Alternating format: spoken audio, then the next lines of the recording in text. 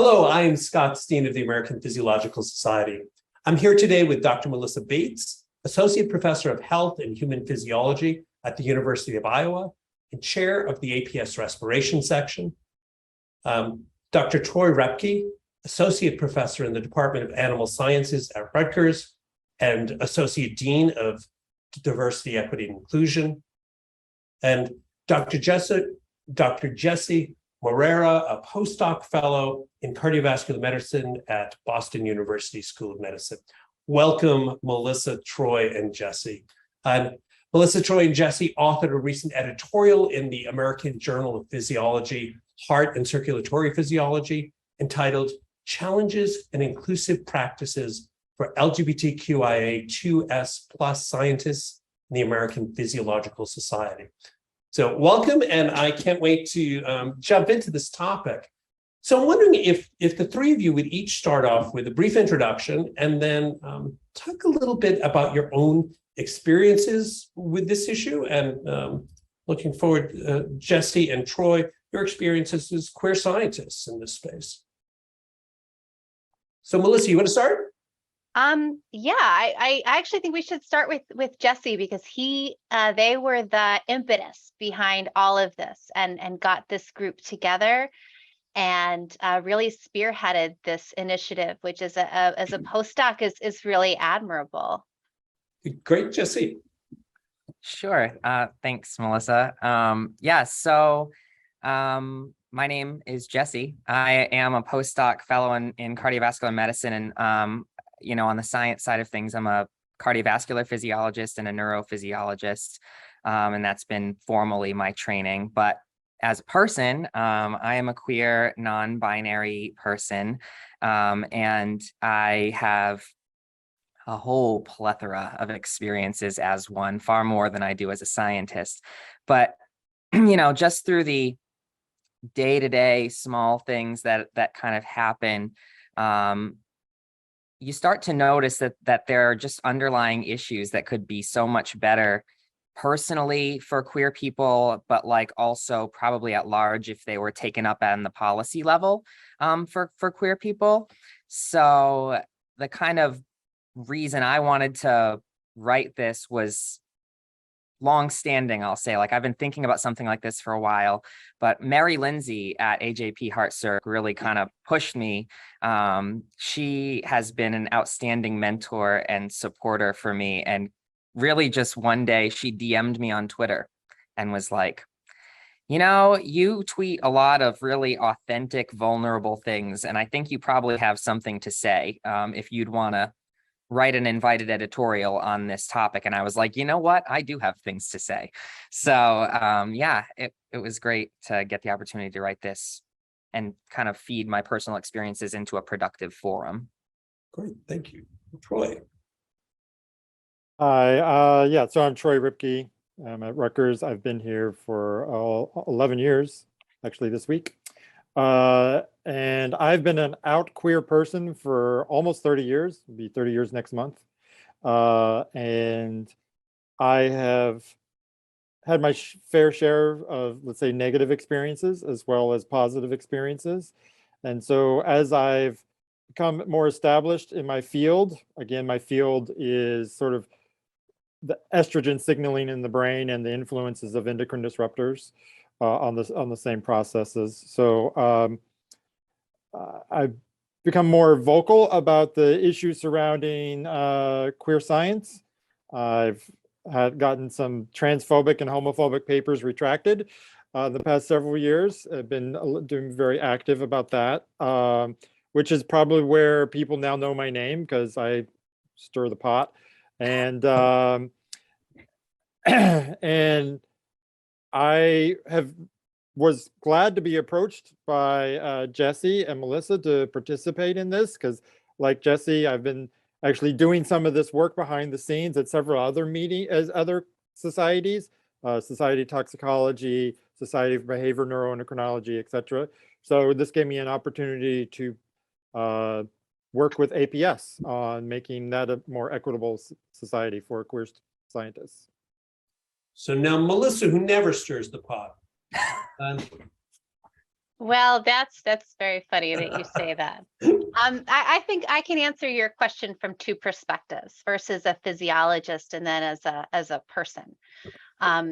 It's been very historically recent that we've all been challenged to address sex as a biological variable.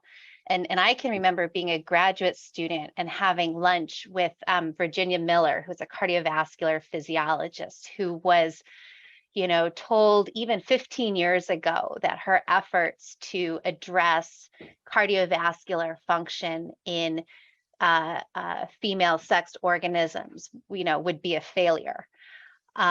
So if you think about historically that we've only been recognizing male and female within physiology for a very short period of time, I was really excited to do this project with Jesse and Troy, because I feel like there are words and there are ideas that physiologists don't have the language yet to articulate, right? So you have male and female, you have non-binary, you have sexuality type leanings, and what are the right words that we're supposed to be using when we're doing research into this very, very important field.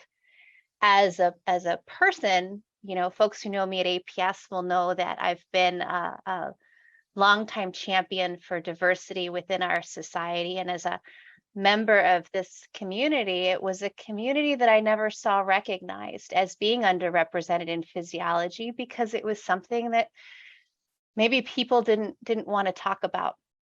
And people who know me personally know that I lost my son in February, who identified as a member of this community. And it made me realize that a lot of the work that we've done for women, a lot of the work we've done for underrepresented minorities, it's time to make sure that everybody feels welcome in physiology, and that everybody knows that this is their home. That's great, thank you. So, I'm wondering if you can talk about some of the unique challenges that LGBTQ plus people have in science. I think it is that there are different sets of challenges than other underrepresented groups. So I wonder if, and feel free anyone to address that. I've got 30 years of experience about that. So Troy, why don't you get us started? Sure. So, so I'm doing neuroscience now because I am queer, because I was a marine biologist before, and I couldn't find a postdoc in 2005 in a state that had any sort of legal protection for my husband and I. And so I had to make a switch. I had to make that decision to do something else that I didn't want to do because I couldn't find a postdoc, right? And I still wanted to do academia. So right there, that may not be an issue now, because right now, at least, there's marriage equality. We'll see what happens. The moment, yeah. But back, 15, 16 years ago, it was a problem. And even when I was looking for a faculty job, I still had to limit myself to a few states. So those limitations, cisgendered heterosexual scientists don't know. They don't even think about that, right? Like, oh, I'm going to move somewhere and suddenly I'm not married to my partner, right? So that certainly has changed my whole career. I'm no longer doing marine biology because of that. And 15 years ago, I remember, we were talking before the call. Troy and I have been social media friends for a long time. But 15 years ago, I wrote a blog about what a professor looks like. And you just Google professor, and then you pull up the Google images. And the first 10 pages were, outwardly presumed cis hetero white men. And at the time, there were no women, but there's no trans people represented there. There are no classically, everybody's classically displaying male characteristics. And that's not who the professoriate is. And so even the perception of what is a professor, what do our students expect to see when they come into the classroom, and who has authority? It's important that this diversity of faces is shown. Well, Jesse, I'd really like your perspective here, because you're a postdoc. You are really, so I'm wondering, has your experience been different or better, or hopefully? No. And I have no idea.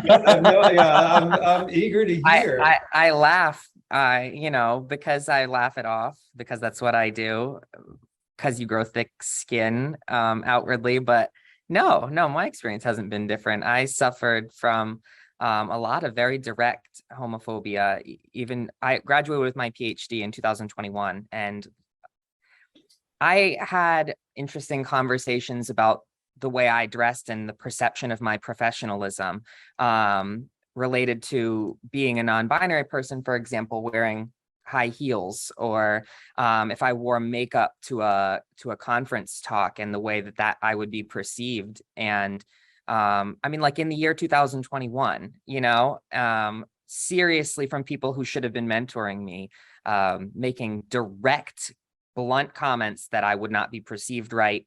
But I want to be perceived the way I am when I'm wearing those things, because that's an accurate reflection of my gender identity. So like that just speaks right to the perception that people who don't present in a heteronormative or cisnormative way aren't professional, right? Like whether you actively believe that or not, you may enact subconscious bias on people such as myself for the way you perceive me until you know me and get to know that my academic qualifications are perfectly fine. So I think that one of the biggest monsters is people who don't believe that they have any bias simply because this issue isn't talked about. And that's been, I think, the largest driving factor in today's day and age is people think like, oh, no, I'm inclusive. I would hire a person of color. I would, and they think that catching one issue within themselves catches all of them. And so it's really getting people to recognize that it's not a dirty word to say you have an unconscious bias. We probably all do. They're formed through our experiences and the way we're raised. And, being an ally is more about the active process of checking those and doing work to grow from those things and make sure you're actively not doing them. So my experience has been that it does still exist, and it's rampant under the surface. I wouldn't say it's so rampant under the surface. I'd say it's quite obvious in places. I identify as genderqueer, and I have since the 90s. Yep. And in my private life, I'm very much more feminine presenting than I am professionally. In fact, at a meeting just a month ago was the first time I have ever worn a dress in a professional setting. And I've been a scientist for 30 years, right? So I've been, privately, it's totally different, So and I'm not saying I've outright like had awful things done to me in that regard, but there is that implicit, like if I go too femme, that's not going to be good. Right. Now I still wear pink all the time, and I still wear body glitter and blah, blah, blah, but right. I'm not showing up in high heels and a dress or anything like that. And I think as an academic society, that's something that we have to really think about when we think about who do we want to be here. When we establish cultural norms based on, decades of what has been, sometimes you two are both so brave and you show up anyway. Despite the things like meeting dress codes and articles about professional dress that are put out there, you both have showed up at the table no matter what. And I think it's really important for us to think about when we do things like that as a group or a society or university, who are we keeping from coming to the table? Yeah.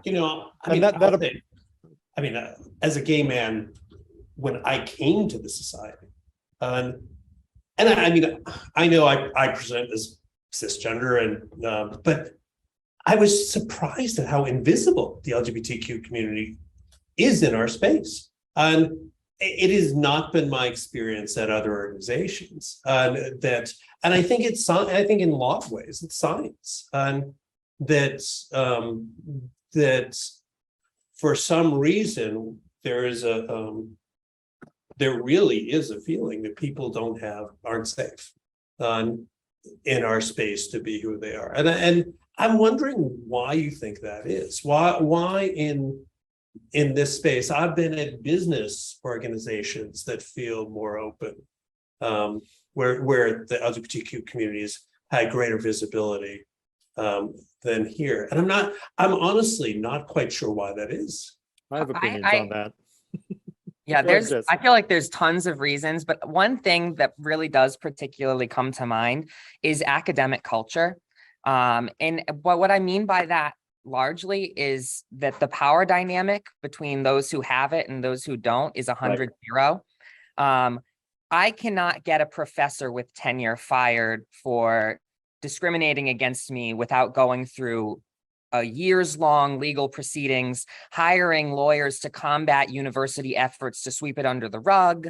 And perhaps put your career in jeopardy. And that's the other thing, and I'll get to that momentarily. But it's like, suppose I say something, right? I've got to jump through these hurdles and go through anything any person might have to go through in any HR department at another institution or a private business, save the fact that this institution has a vested interest in keeping the professor in place and not keeping me here because I'm worth nothing. I'm a postdoc or a grad student or an undergrad. Well, don't say that. Let's no, language. I don't think I'm nothing, but you know what I mean.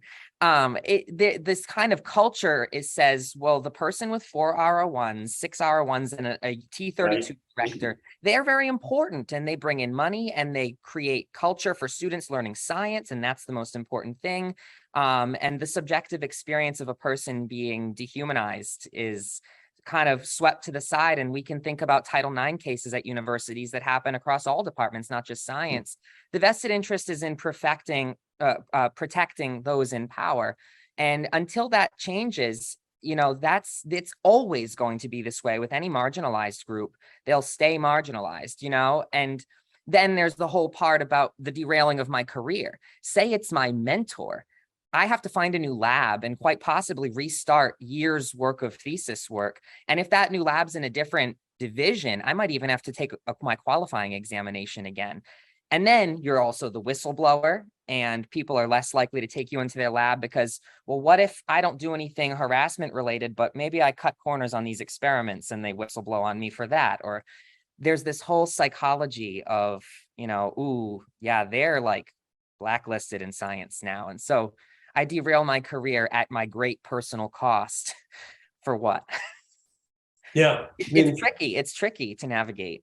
And it's very brave at this stage in your career to speak out about these sorts of things. I think the other thing that we have to consider the difference between academia and business is how networks are made and the importance of networks and sponsorship within particularly physiology when it comes to publishing and grant funding. Having senior sponsors who are willing to advocate for you is critical to advancing your career. And so what happens for many of us is that rather than them coming to us, we do things to conform to them and their culture. And so I would argue it's not that there's not LGBTQIA2+ people in APS, you just don't see them as outwardly because they're trying to get their sponsors lined up, and their sponsors aren't necessarily always like them. Right. Well, that power differential is very clear, I think, in science. And to your point, Melissa, I think if you're in business, you might anger your boss or get on the wrong side of your boss and get fired, but that's not going to destroy your career because they're not going to know everyone else in the industry. Whereas in physiology, in any scientific discipline, those networks, that kind of sort of the tentacles run really really deep. I mean, you can see how, and I think women dealt with that for years of stepping outside the line was dangerous. And I'm not telling you anything new, Melissa. But I mean, I think that seems particularly true now for LGBTQ plus folks, that it's hard to figure out how to stay within those lines. I mean, you give up by staying inside those lines. And I definitely want to let Troy talk, but I think that one thing I was really amazed about in the weeks after Charlie's death is I said something on Twitter, and I've got all kinds of signs on my door about being an inclusive space and welcoming, but I put something on Twitter that one of the things that broke my heart was thinking about the struggles that a trans kid can be going through in the final days of their life, and those fears and feeling isolated and feeling alone and not knowing who's safe. And I just put something out. I said, if there's anybody at my university who's part of this community and needs a hug, you just come by. And I think I gave out 200 hugs that week. The one thing that we have to do is make sure people know who they're safe with. So Troy, do you find yourself being that person in some ways? I mean, do a lot of queer scientists and postdocs find their way to you? Yeah, so I have my lab is the pink lab. And it's known as a safe space on campus. I have a lot of queer students. They specifically seek me out to be a part of my lab, so they have a safe space to do science. And I'm not saying that the rest of Rutgers is hostile at all.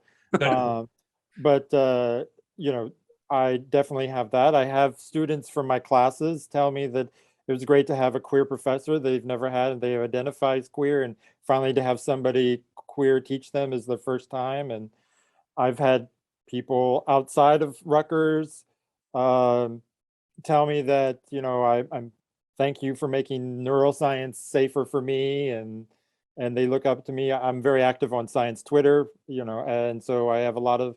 I just was at a meeting last week, and some grad student walked up to me from another university, and he was like, "I follow you on Twitter. It's so great to know that there's a tenured professor like you," and blah, so I get that all the time, and it feels great.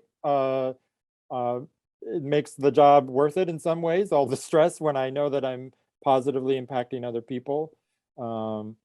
And now it's reached the point where I can write things like with what we did with Jesse and Melissa, and I just had another co-authorship publication on a paper that's accepted in Biological Psychiatry subjournal about preclinical practices for studying trans healthcare that I hope will make a big, for neuroscience, and hopefully will make a big splash. So a lot of my work now, that's not actually about my research, is doing this sort of work, and that's exciting. I'm getting there. I did want to talk a little bit about the previous question about what APS and science in general, and I think the biggest one of the biggest things is, even if people are not hostile to anything queer or trans or whatever, is they think all that stuff doesn't belong in science, like, because science is just supposed to be about the data and about the research and blah, like, because your personality doesn't matter, or your person is.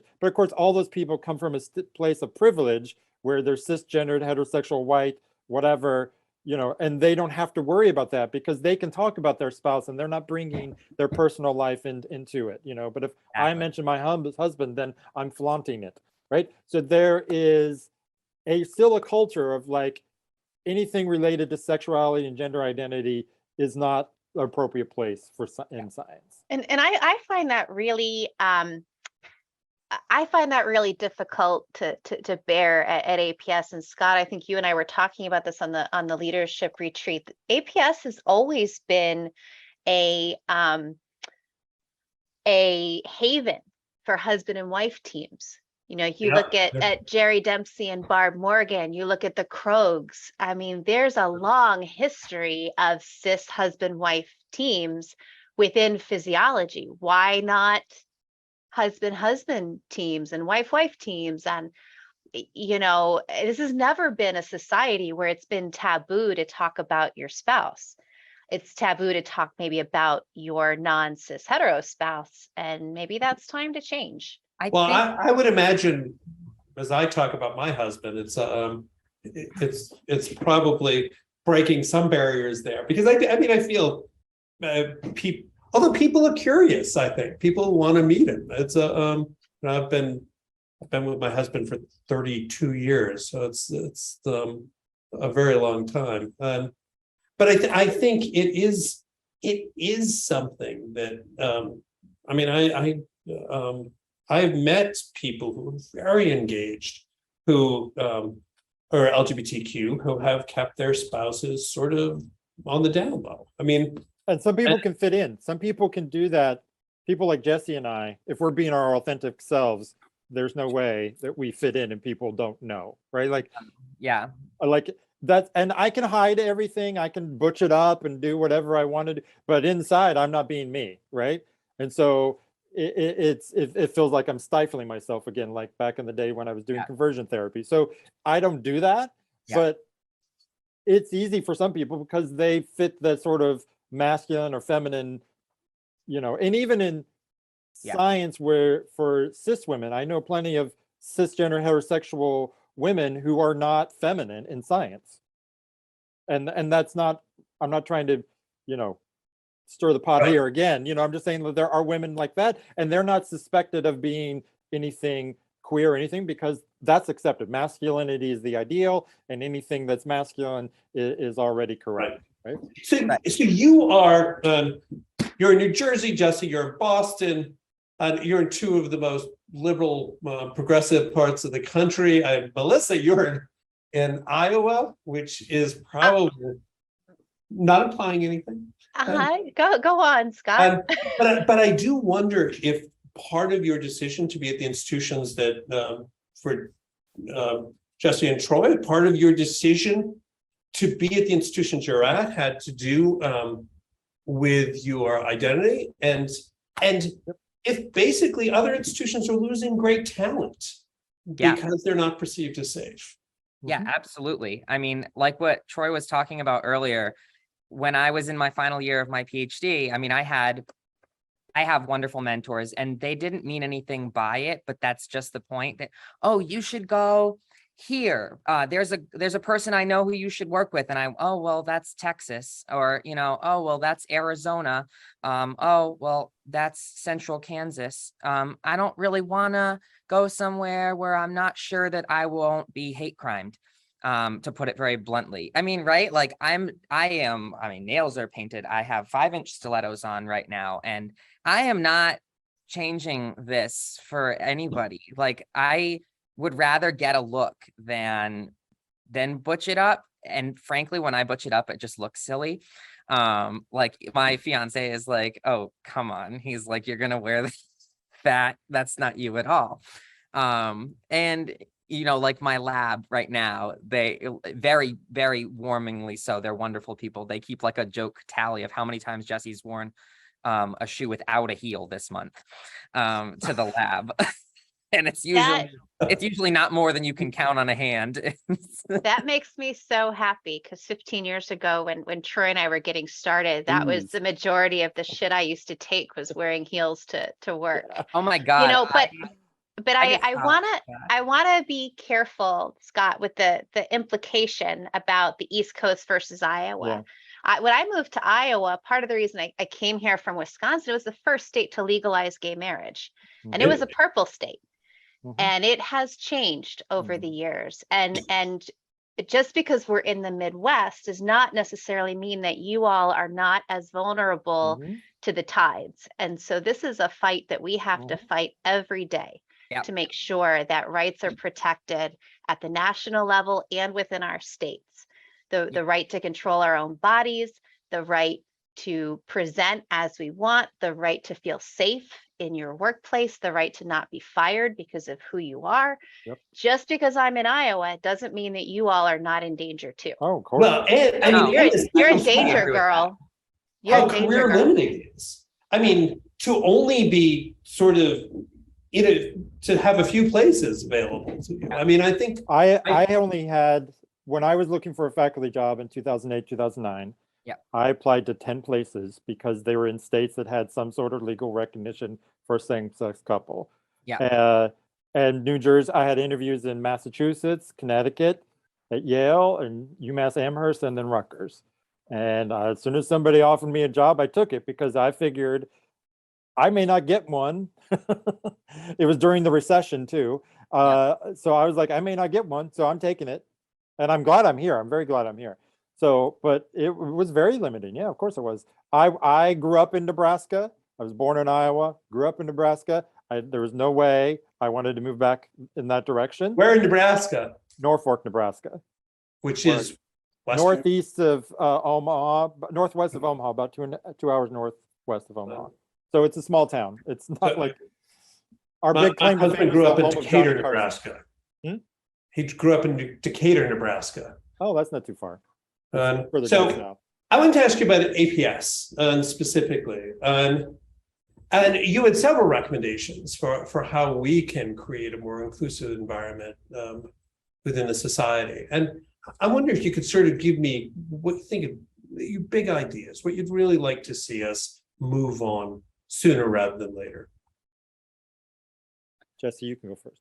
I want in some way, shape, or form, and we had one meeting, about this already, but I want to see a group, some internal structural organization that facilitates the voice of queer people in the society. That's a big one for me. Whether it's a representative on the diversity, committee, or it's its own subcommittee advocating for these groups across the sections. I think there needs to be a seated position filled by a queer person to advocate for other queer people. And then that coincides with exhaustive demographic collection on the society, because we don't even know who's queer because we don't have the data as far as I know. Can I ask you a question about that? And then I want to get to both Troy and Melissa on the same question. And what I have often heard back around data collection is that, well, people see this as very private. And it's funny, it's like no one sees being heterosexual as very private. But there is a perception that people won't answer. And perhaps because... And some people won't, because they'll be afraid of being outed and they could have trouble. So yes. Agreed. I think that is a thing, right? Like some people won't answer. That's not a good reason not to even collect data on the 5 people who are willing to answer. Because now you've got 5. I think the motivation for asking the question matters too, though. Because if it's just random data collection, people are like, well, why do you need to know that? But if it's like, hey, if people respond, we're interested in putting together networking opportunities for senior queer people to postdocs or undergrads or grad students. And we're interested in having a queer mixer at the annual meeting. And people are like, oh, I'd go to that. Like when you know you're going to be with 100 other queer people, you're like, well, they can't get us all. Like, you know what I mean? Like, I'm tough. Like, I'll beat you up with this high heel. So like you think like safety in numbers and community building, and you think, yeah, maybe I'm more likely to answer that question now. So I think that a targeted campaign with collecting this data and telling them what we plan to do with it and how it's going to help the community. There could always be a message. There can also be reassurances that would be de-identified, like no one would know who this person, except for one, like if people worried about privacy. Yeah.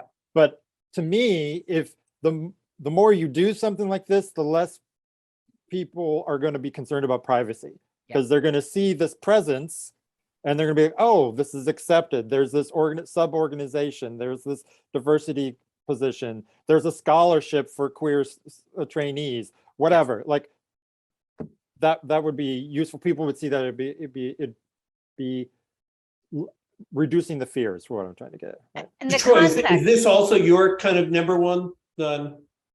I think, I have other additions, but yeah. What else would you like to see? What's the next thing on your list? I think the easiest thing to do, and this is something that I've gotten a lot of resistance over other societies for this, is like pronoun usage. It's so easy to do, and it makes people like me and Jesse feel comfortable. And it's like just putting it on your badge when you're at a meeting. Like, I carry around this so that everybody knows that I use they, them, right? So like, just because most places don't. I was just at the meeting last week and I had somebody apologize that they haven't done that, even though they've been pushing it for 2 years. I'm like, it is so easy to do. It is like, it costs you nothing. Right. And all it does is make people feel comfortable. People don't want to do it. They don't have to. No, you opt in or opt out. It doesn't matter. Yeah, it's something easy like that. The other thing is, like what Jesse was saying, is building a community. Is I would like to have societies be more politically proactive. In this day and age, when our community and where people who can get pregnant, we are being under attack. When Black people are like, there needs to be some political statements put out there. Now, I know societies are risk averse and blah, blah, blah, but you know what? We're talking about fascist ideology here, who literally want to eliminate people like me and Jesse from existence. That's what they want. And so when I hear silence and crickets from societies, that tells me that they really don't care that that's what they want, that that's where it's going. So you They just don't care. So we made a statement about Roe. We made a statement about Black Lives Matter. Yes, we made a statement about January 6th. We've been, and of course, every time we do, I hear back. Anything? Have you made it? They've had the Pride stuff. That's great for Pride Month. I've actually participated in that for FASAE last year. Like, I'm great, but I want to see politics. I want to see advocacy. That's what I do. I mean, like, I want to see some action and not just pretty words on a website, which are great. But, you know, I know they may not want to anger the people who give us money for science, but sorry, my life is more important than that. Melissa, what do you think? What do you want to see?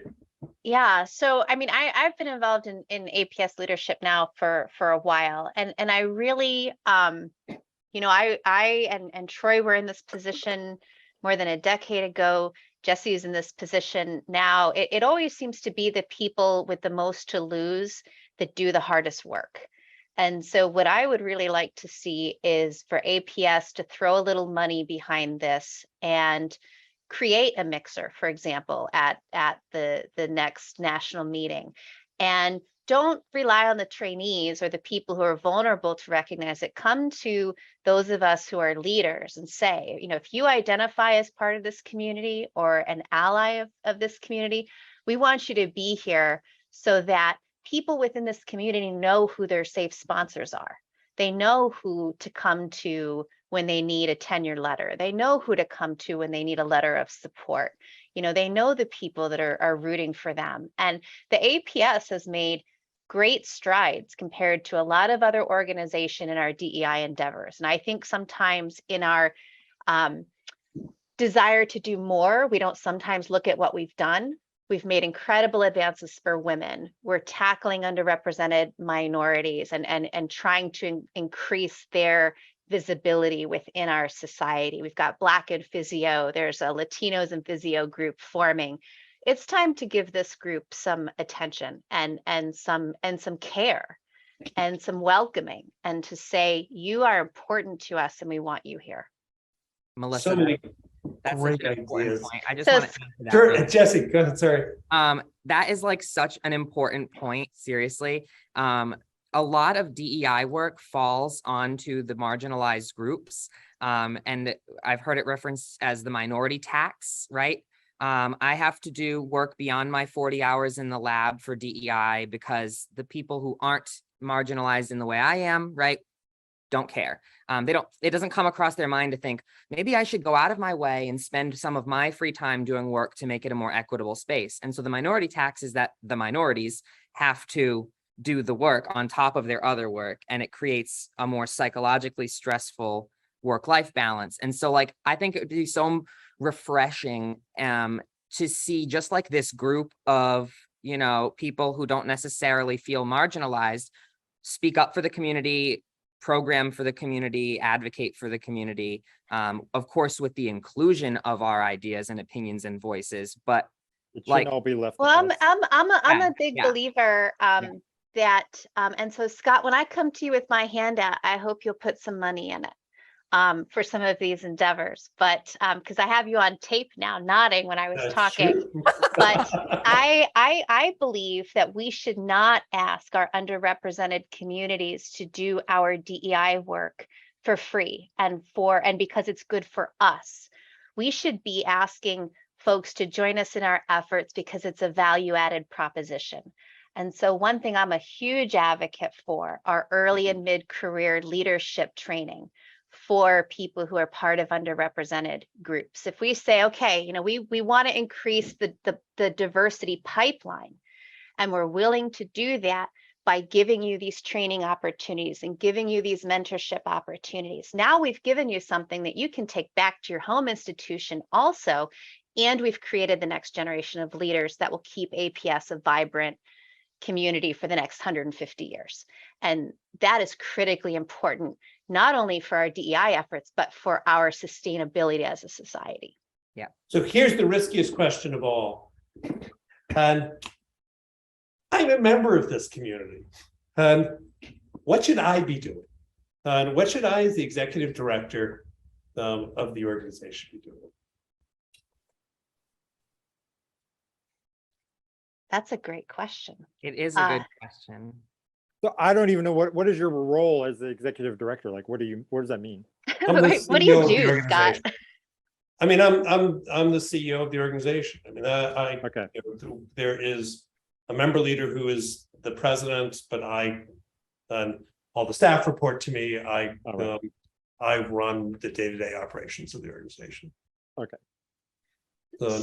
So you look through, though, you look at the things that the society is doing, both as a CEO who's responsible to the members, but also as the authentic person that you are.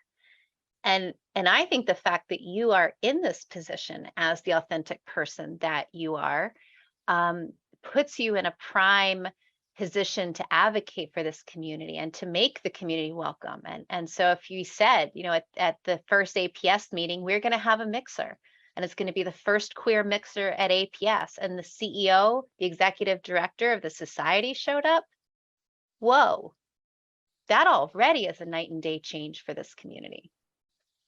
I mean, I feel like it is important for me to be out, and I mean, I think that has always been, and it's funny. In my interview, I came out. I always do. I mean, it's part of making sure people know what they're getting. But yeah, I mean, my hope is that I can make it easier for someone to feel a little safer. So I mean, I'm with you, and you know, I think so many great ideas from this conversation. I really appreciate your time, and I appreciate your future advocacy, and keep pushing us because I think everything you've mentioned is something that feels completely doable for us. So let's keep moving forward. Thank you all. Thank you. Thank you. And hopefully see you will I be seeing you at the next annual meeting? When is that? April, April, right? It is April. 20th through 23rd, 2023. Troy, in are you an California. APS member? Yeah. Oh, yeah. I've gone okay. to EB a couple times, but it's Okay. been a while because I teach, and so April is always a tough time for me to get away. But If we do a queer mixer, you need to be there. well, if you do it on the weekends or something like that, like. Well, it is this meeting now is Friday, Saturday, and Sunday. Oh, okay. Well, yes, Yep. I could probably do that, right? And it's in California this time, right? It is in California. No, I could probably swing it, but it just depends on the weekend, right? I got to figure that out. But that's always been my problem, is just the teaching. I do this year, because I'm a dean, I'm only teaching one class instead of two, so I may have a little bit more time. Well, I can't wait to see you. Thank you all. Really appreciate your time, and thank you for your ideas. Let's make some progress. Thanks. Awesome.